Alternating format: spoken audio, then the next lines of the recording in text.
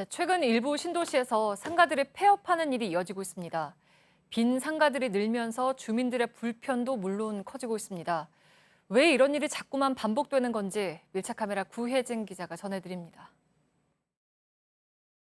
새로 지어진 상가 점포 대부분이 비어 있습니다. 비어있는 상가 건물에는 이 최적의 조건으로 임대를 해주겠다는 현수막이 붙어 있는데요. 그 뒤쪽의 길 건너편에는요, 새로 지어지고 있는 상가도 있고 또 새로 입주를 시작한 대규모 상가도 있습니다. 2층에 있는 50평 규모 점포가 월세 300만 원, 서울 강남의 주택가 수준입니다. 상가 2층에 있는 식당 문이 굳게 잠겨 있고 그 위에는 시장 상황에 맞지 않은 과대한 임대료로 인해서 폐업을 한다는 안내문이 붙어 있습니다.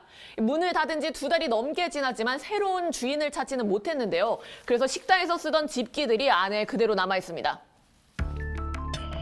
폐업이 이어지면서 주방 가구들도 버려집니다. 요즘 이게 많이 쏟아지니까 우리는 뭐 준공된 지 얼마밖에 안 돼서 한 집이 있어요, 한 집. 벌써 폐업한 데가 나오긴 하죠. 아직 개발 중인 세종시의 인구가 충분하지 않은 데다 일부 손님들은 유흥가가 발달한 대전 등으로 빠져나갑니다.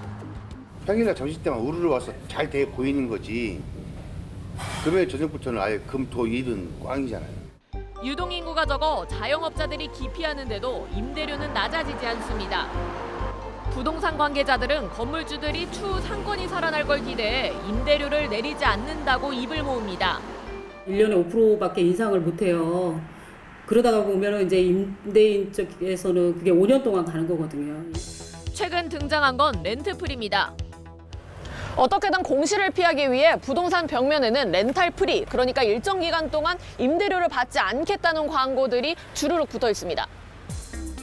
임대료를 깎지 않는 대신 자리를 잡을 때까지 일정 기간 동안 임대료를 받지 않겠다는 겁니다.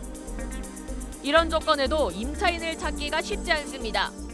뒷건물에 거기는 1년 렌트풀이 받고요. 인테리어 비용 보조를 받았어요. 장사 안 돼서 지금 막 후회가 막심하고.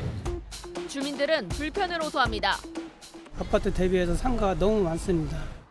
신도시에 토지를 공급하는 LH가 상업용지에 한해선 최고가 입찰 제도를 유지하고 있습니다. 건설사들은 분양가를 자율적으로 정할 수 있는 상가를 아파트보다 더 많이 짓는 걸 선호합니다. 여전히 새로운 상가들이 쏟아지는 이유입니다. 공실 논란이 커지면서 일부 건물은 임차인을 구했다는 사실 자체가 광고가 됩니다. 수도권 신도시인 위례와 미사 등도 마찬가지입니다. 일부 신도시는 트램뿐만 아니라 경전철 등 확정되지 않은 사업을 내세워 높은 분양가를 받아 논란입니다. 12억, 13억에 분양받으신 분들이 마이너스 1억 다운해서 내놨는데 실제로 거래는 되지 않습니다. 트램, 그러니까 노면 전차를 만들기 위해 길 중간을 비워뒀습니다. 전차를 탔을 때 보이는 양 옆으로는 이렇게 상업시설이 조성이 되어 있는데요. 트램 계획 자체가 불투명해지면서 상가 대부분이 썰렁하게 비어 있습니다. 트램이 들어설 것으로 기대했던 상인들은 황당하다는 입장입니다.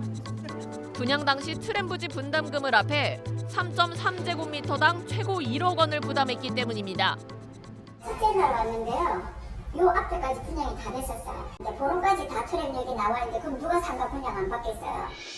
제대로 된 예측 없이 개발이 계속되면서 그 피해는 주민들에게까지 이어지고 있습니다. 더 이상 주민들의 피해를 막으려면 제대로 된 대책 수립이 필요해 보입니다. 밀착 카메라 구혜진입니다.